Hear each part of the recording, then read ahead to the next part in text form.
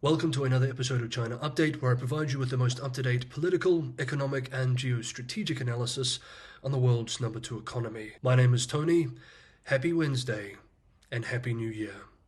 Let's jump in. First up, we start with the Chinese economy. Land sales across China have experienced a significant downturn, dropping by nearly 20% in 2024, marking the lowest levels in years and highlighting ongoing difficulties in the nation's property sector. According to data from China Index Academy published on Monday of this week, just a few days before the new year, land sales in 300 cities totaled just 1.38 billion square meters, a 16% year-on-year decline.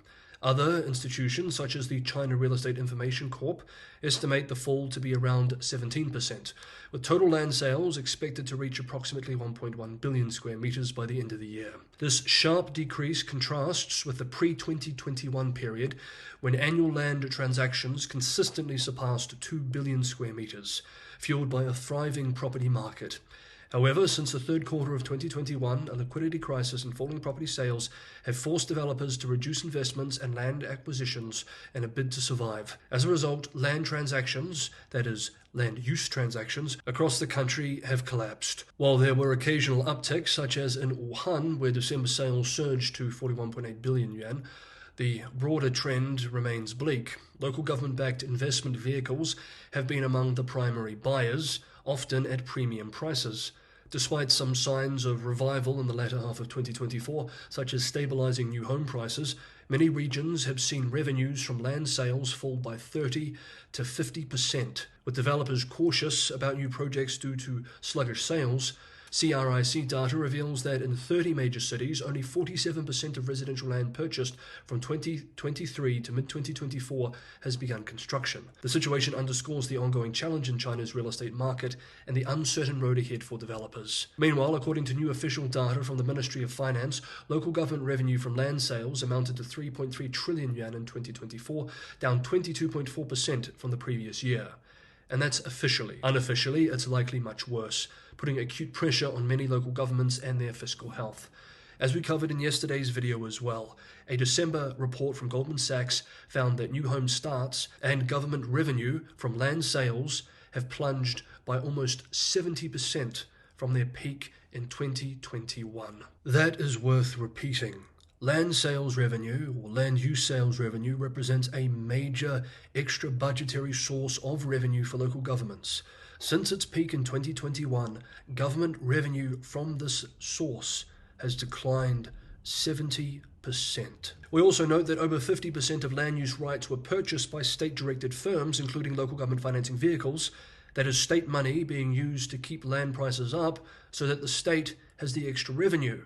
This is incredibly risky. Local governments are essentially borrowing so that their government vehicles have the cash to purchase land so that they have access to this extra budgetary source of revenue to meet fiscal obligations. If China's slowdown is structural, then when it comes to this land market fiscal income growth matrix, then this fiscal mechanism is at its end. It is at the end for China. The fiscal system is broken and will need to be fixed before it is too late.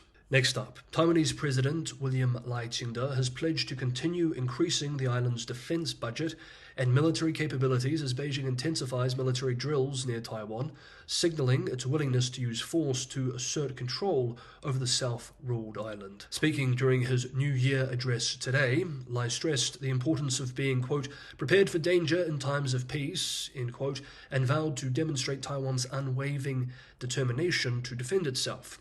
Since Lai's inauguration in May 2024, China has ramped up pressure on Taiwan, conducting 2 large-scale military exercises encircling the island. The most recent drills followed Lai's December trip to the United States territories of Hawaii and Guam, which prompted Beijing to launch what Taipei called its largest naval deployment in years. These exercises have showcased China's growing military presence and its capability to encircle Taiwan, underscoring Beijing's long-standing objective to bring the island under its control by force if necessary. Lai's calls for enhanced defense spending come amid growing concerns over Taiwan's security. This uncertainty is compounded by Taiwan's political challenges at home. Lai's ruling party does not hold a majority in the legislature, where opposition lawmakers are pushing for a budget overhaul that could reduce defense spending by 28%. Despite these challenges, Taiwan is committed to a record military budget for 2025, although political turbulence could jeopardize these plans.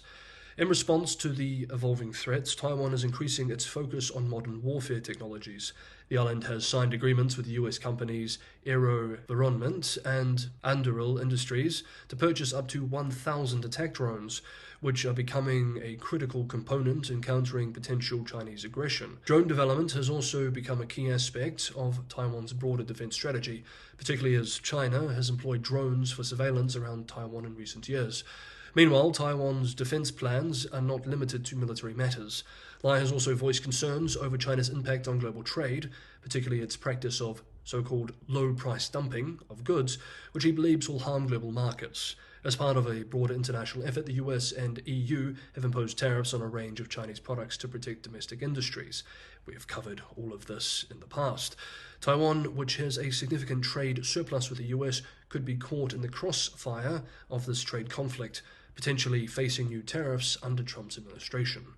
With cross-strait tensions remaining high, Taiwan's commitment to strengthening its defense and military alliances remains crucial.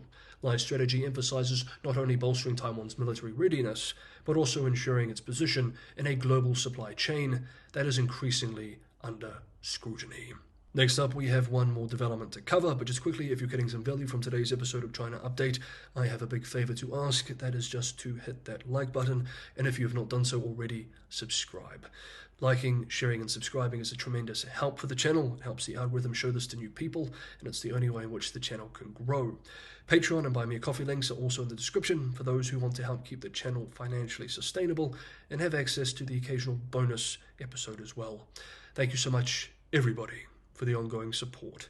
Let's continue. On Sunday, China unveiled the so-called CR450, the next generation bullet train poised to set a new benchmark in global rail transport.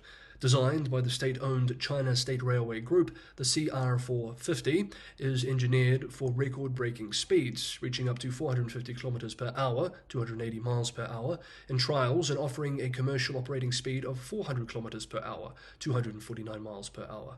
This innovation aims to solidify China's dominance in high-speed rail technology, enhancing its global competitiveness. The CR450 represents a major advancement over its predecessor, the CR400, currently the fastest commercial train at 350 km per hour. With a lighter body, 12% less weight, and a streamlined arrow-like design, the CR450 improves energy efficiency and operational resistance by 20%. Enhanced braking performance and noise reduction further contribute to its cutting-edge features.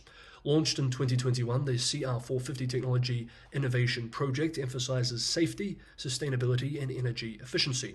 Recent tests have demonstrated its capabilities, including a record-breaking relative speed of 891 km per hour during trials where two trains passed each other.